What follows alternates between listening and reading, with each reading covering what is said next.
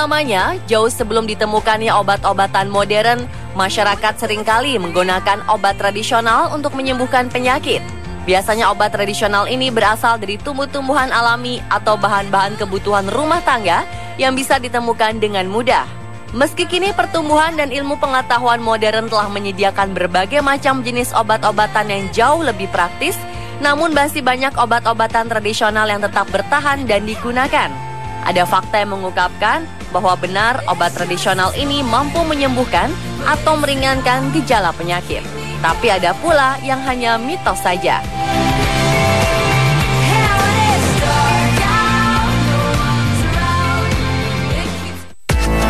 We're bored in the night train. We're bored of sunlight. We want moon rays. Luka bakar pasti sering dialami dalam kehidupan sehari-hari. Ketika luka bakar ini datang, maka banyak orang yang melakukan pertolongan pertama dengan menggunakan pasta gigi. Tips ini disebarkan dari mulut ke mulut tanpa diketahui kebenarannya. Tentu saja pengobatan ini tidak tepat. Pasta gigi tidak pernah bisa mengobati luka bakar. Ini adalah cara salah yang justru membuat luka makin parah. Berbagai kandungan zat di dalamnya seperti pemutih dan pewarna justru malah bisa memperparah luka dan memicu timbulnya infeksi. Mengolesi pasta gigi atau bahkan mentega pada luka bakar juga bisa menutupi kulit dan menghambat cairan yang akan keluar dari dalam tubuh yang akhirnya menghambat proses penyembuhan. Pertolongan pertama pada luka bakar bukanlah pasta gigi, melainkan air dingin yang mengalir di keran. Air dingin membantu menghentikan proses pembakaran sehingga kulit berhenti terbakar. Guyuran air keran atau es yang mengalir dimaksudkan agar suhu air selalu konstan dan tidak mengikuti suhu tubuh. Tujuannya agar panas tidak masuk dan menjalar ke jaringan yang lebih dalam.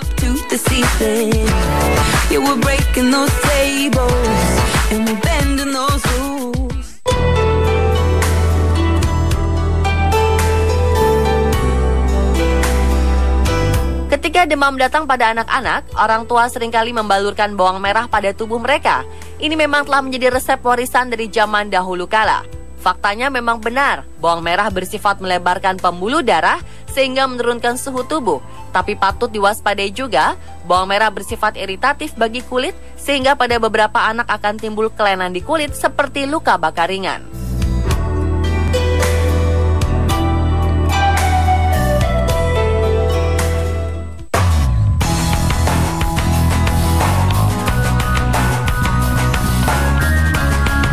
Asma merupakan penyakit pernafasan yang cukup mengganggu. Ada beberapa pengobatan alternatif yang diyakini bisa membebaskan penderita asma dari gangguan sesak napas. Konon, asma bisa sembuh dengan meminum darah ular. Hal ini disebabkan karena hewan berdarah panas ini dianggap bisa menghangatkan suhu tubuh pengidap asma yang lebih dingin daripada mereka yang sehat. Padahal sebenarnya, meningkatnya panas tubuh lebih dikarenakan oleh reaksi spontan tubuh yang kemasukan benda asing, yaitu darah ular yang memang tak bisa dikonsumsi manusia. Asma terjadi karena adanya reaksi alergi yang berlebihan terhadap temperatur udara yang ekstrim, seperti panas atau dingin, bulu kucing, asap rokok, serbuk bunga, atau makanan tertentu. Hingga kini, tidak ada bukti medis bahwa meminum darah ular bisa mengobati penyakit asma.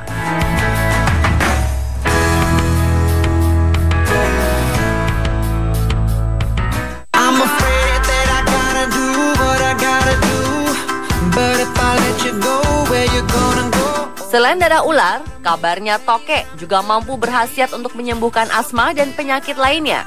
Saking populernya, satu ekor tokek bisa dihargai hingga jutaan rupiah. Selain asma, reptil ini diyakini masyarakat dapat menyembuhkan penyakit gatal pada kulit. Selain daging, darah, dan empedu tokek juga diyakini bisa menjadi obat. Tak hanya itu, kabarnya ternyata tokek juga berfungsi dapat mengobati AIDS yang terletak pada lidahnya. Belum cukup sampai di situ, khasiat tokek pun digunakan dalam pengobatan tradisional Cina yang memiliki efek anti-tumor. Tokek efektif dimanfaatkan untuk menghilangkan tumor ganas, terutama tumor di bagian sistem pencernaan yang dijadikan sebagai alternatif pengobatan, yaitu operasi, radioterapi, dan kemoterapi. Pangkal ekornya juga diyakini memiliki kemampuan regenerasi sel yang dipercaya bermanfaat untuk memulihkan tenaga dan mengganti sel tubuh yang rusak setelah sakit atau yang terutama dapat segera mengembalikan fungsi vitalitas pria setelah beraktivitas. Tak hanya di Indonesia saja, wabah tokek sebagai obat tradisional ini bahkan melanda negara-negara di Asia Tenggara. Akan tetapi, seperti yang pernah diberitakan oleh media Singapura pada Agustus 2011 silam, Direktur Komunikasi Organisasi Kesehatan Dunia atau WHO, yaitu Christy Fake mengungkapkan bahwa klaim tokek dapat menyembuhkan penyakit sama sekali tidak memiliki kredibilitas. Dan desas-desus bahwa reptil itu dapat membantu meringankan penyakit AIDS tidak benar. Departemen Kesehatan Filipina juga mengungkapkan bahwa hingga saat ini belum ditemukan adanya dasar yang menyebutkan bahwa daging tokek dapat bermanfaat bagi kesehatan. Selain itu dijelaskan lebih lanjut bahwa mengkonsumsi daging tokek bahkan malah dapat mengancam kesehatan penderita asma dikarenakan belum diketahui secara jelas apakah daging tokek aman bagi kesehatan atau tidak. Perburuan tokek untuk memenuhi permintaan pasar akibat mitos yang beredar bukan hanya akan mengurangi populasi tokek secara besar-besaran, tapi menimbulkan efek yang merusak bagi lingkungan. Jika populasi tokek menurun, maka ekosistem pun akan terganggu karena tokek merupakan predator alami bagi hama serangga.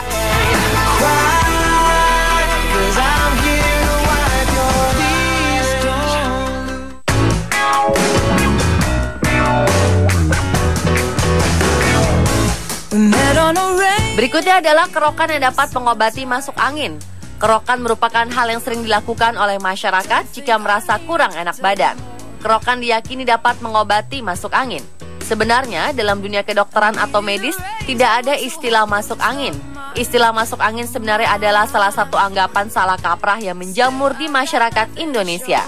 Masyarakat sering mendiagnosa sendiri gejala-gejala yang timbul pada dirinya, seperti perut kembung, muntah-muntah, dan disertai pusing, maka masyarakat akan mendiagnosa bahwa dirinya sedang terkena masuk angin. Padahal dalam dunia medis, gejala tersebut bukan dinamakan sebagai gejala masuk angin, melainkan dapat dinamakan sebagai gejala flu maupun penyakit lain. Kerokan sendiri tidak menimbulkan efek penyembuhan, tapi hanya membuat tubuh merasa lebih nyaman. Ini karena biasanya saat dikerok, penderita juga dibaluri dengan minyak kayu putih atau balsam, sehingga tubuh menjadi hangat dan rileks. Ketika kerokan, pinggiran logam mata uang menekan permukaan kulit yang memiliki efek seperti pemijatan. Hal ini yang membuat rasa nyeri dan pegal berlangsung hilang jika disertai dengan istirahat yang cukup. Tentu saja kerokan harus dilakukan dengan benar dan tidak melakukan penekanan berlebihan. Konon, warna merah yang ditimbulkan pada kulit setelah kerokan menandakan banyaknya angin yang masuk secara berlebihan. Namun itu salah. Warna merah pada kulit merupakan pertanda pembuluh darah halus atau kapiler di bawah permukaan kulit pecah sehingga timbul jejak di tempat yang dikerok. Jadi merah pada kerokan tidak hanya timbul pada orang yang sakit, namun yang sehat pun juga bisa.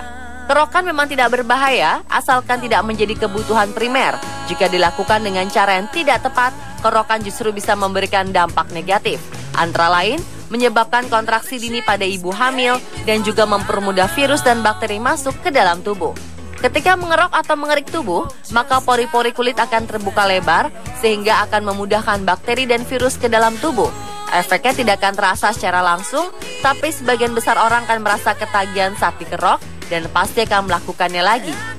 Ketika seseorang sering kerokan, maka pori-pori kulit yang melebar akan mempermudah masuknya bakteri dan virus.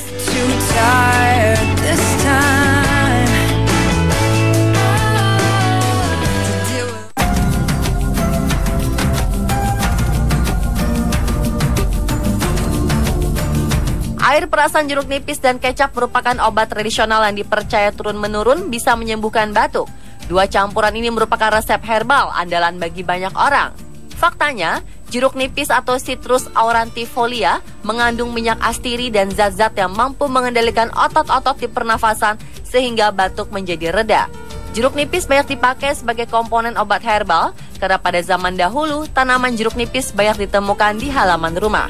Selain sebagai obat batuk, buah jeruk nipis juga berkhasiat sebagai obat penurun panas, obat sembelit, menambah nafsu makan, mengatasi suara serak, dan masih banyak lagi.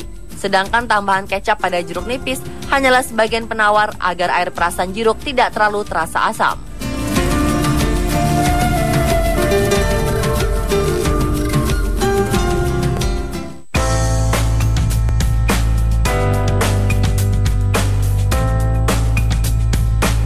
Daun sirih dipercaya mampu menghentikan pendarahan saat mimisan. Hal tersebut memang sebuah fakta.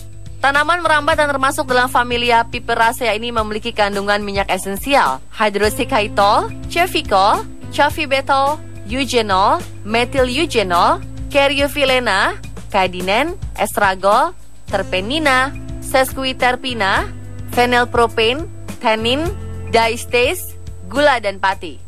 Kandungan bahan-bahan kimia inilah yang membuat daun sirih dapat menghentikan pendarahan pada saat mimisan. Tidak hanya pada mimisan, daun sirih juga bisa menghentikan pendarahan pada luka.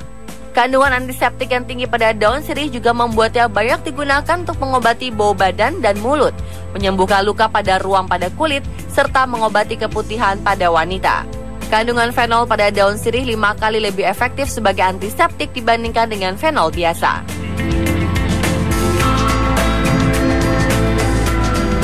Pemirsa, itulah fakta dan mitos obat tradisional versi On The Spot.